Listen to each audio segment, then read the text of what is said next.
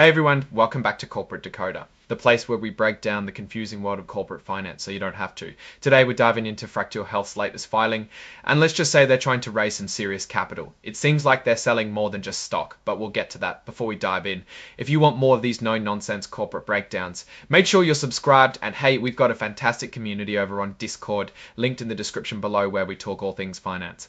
Alright, let's get straight into it. Fractyl Health, a company focused on some pretty cutting-edge health solutions, dropped this report on August 6, 2025. What's the big news? They've essentially launched a big stock and warrant offering. Think of warrants like options to buy stock later, but often with a built-in sweet deal for the buyer. Fractyl Health itself is working on some really interesting stuff in the health space, aiming to develop new therapies. It's a tough industry though, with long development cycles and a massive need for cash to fund all that research and clinical testing. That brings us back to this filing. What we're seeing here is a classic move for a company that needs money to fuel its growth and its pipeline. They're not just selling shares of their common stock, they're bundling them up with these things called warrants. It's like a combo meal for investors, designed to attract more money now and potentially more money down the line. So they sold about 19 million shares of their common stock. The price, $1.05 per share. But here's where it gets more interesting. They also offered warrants to buy up to another 19 million shares, and not just one type of warrant, but two Tranche A and Tranche B. This is a common tactic to make the offering more attractive. These shares are traded on the Nasdaq, which is a pretty big deal for a company of this nature. Being on a major exchange gives them more visibility and access to capital. The combination of a share and two warrants was sold for a combined price of $1.005. They even got an extra shot at raising more money by giving the underwriter Ladenburg Thalmann an option to buy even more shares and warrants. And guess what? The underwriter fully scooped up that option. So in total, the company sold a lot more securities than they initially planned, which is a good signal that investors are interested.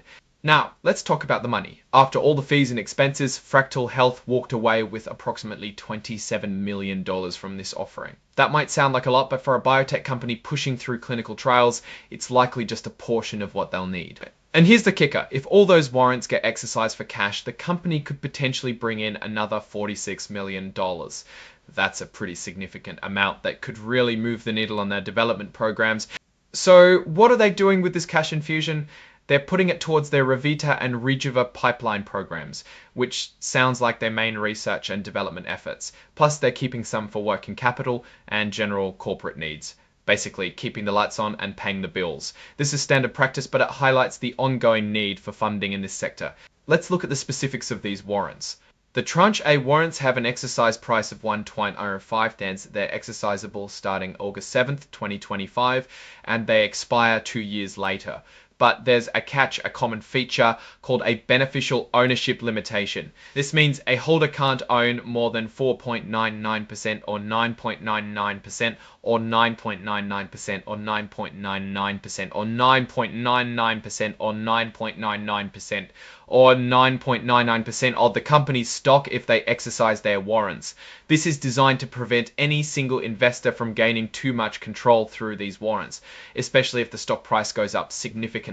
Here's a really interesting detail about the Tranche A warrants. Fractyl Health can call them, meaning they can force the exercise of these warrants, but only after they release some specific clinical data from their Remain-1 study. On top of that, the stock price needs to be trading above 1.37 cents for 15 days straight, and there needs to be enough trading activity. This is a smart move. If their trial data is good and the stock price reflects it, they can force the exercise of these warrants, getting that cash in sooner rather than later. It's a way to incentivize positive news and stock performance. Now for the Tranche B warrants, these also have a 1.05 exercise price. The key difference here is that they can only be exercised once the company gets stockholder approval, likely for something related to the warrants themselves or issuing more shares. They expire 5 years after that approval. Just like the Tranche A warrants, they also have that ownership limit preventing too much concentration of control. This is a big one for the Tranche B warrants. The company is committed to holding a special stockholder meeting to get this approval. They have to do it pretty quickly after the offering closes within 60 days. And importantly, the company's board is recommending that shareholders vote yes. This shows they really want this approval and are pushing for it. And to ensure they get that approval, they've lined up a voting agreement with key shareholders, including management and a significant investor called Mithril. They've all agreed to vote in favour of the Tranche B warrant stockholder proposal. This makes it highly likely that this crucial approval will be granted, paving the way for those Tranche B warrants to be exercised. This is a strong indicator of confidence from both management and key investors. To manage all these warrants, they've also signed an agreement with a warrant agent, Equiniti Trust Company. This is essentially the administrative back office for the warrants, making sure everything is processed correctly when they're exercised. The core of all this is the underwriting agreement, the contract that lays out all the terms and conditions of this offering between Fractyl Health and the underwriter. It covers everything from promises the company makes and conditions for closing the deal to how they'll handle any legal issues, like those related to securities laws. The actual forms of these Tranche A warrants are also filed, detailing all the clauses, exercise mechanics, and expiration dates we've discussed. Similarly, the form of Tranche B warrant is included, specifying the requirements for stockholder approval and their much longer expiration period. Now, as with most of these filings, there's a section on forward-looking statements. This is where the company talks about what they expect to happen, things like the use of proceeds or future stock performance.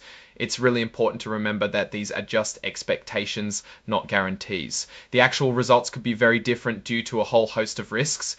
The company openly admits they have a limited operating history, they're losing money, and they expect to keep losing money for a while. They also note their need for more financing and even question their ability to continue as a going concern. This is a pretty stark but honest assessment of their current financial situation. It means that while this offering provides some much needed cash, it's likely just a bridge to their next funding round or a significant future event like FDA approval. Without that, the long-term viability could be a question mark. The big hurdle for any biotech company is regulatory approval.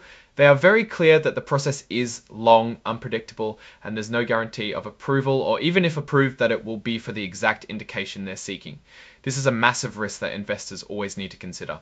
One failed clinical trial or one regulatory setback can wipe out years of work and billions in valuation. And finally, the report is signed off by Harith Rajagopalan, the company's co-founder, chief executive officer, and director. It's always good to see the sign-off from the top leadership. So what's the story here? Fractyl Health is in a critical phase of its development. They need capital to push their therapies through the complex and expensive process of clinical trials and regulatory approvals. This offering, bundling shares with warrants, is a common and effective way to raise that money, especially when the company is pre-revenue or early stage. They've successfully brought in over $20 million up front, with the potential for another $46 million if those warrants are exercised. The fact that the underwriter exercised their option to buy more and that key insiders have agreed to vote for necessary approvals shows strong conviction from those closest to the company. However, the significant risks they highlight, including ongoing net losses and the unpredictable nature of drug development and approval, are substantial. This offering provides runway, but the ultimate success hinges on clinical and regulatory outcomes. It's a high-risk, potentially high-reward situation, typical for this industry. What do you think about Fractyl Health's strategy and the strong warrant provisions? Let us know your thoughts in the comments below. If you found this breakdown helpful, please hit that like button and subscribe for more dives into the financial world. Don't forget to join our Discord community too. The link is in the description. Thanks for watching, and we'll see you in the next one.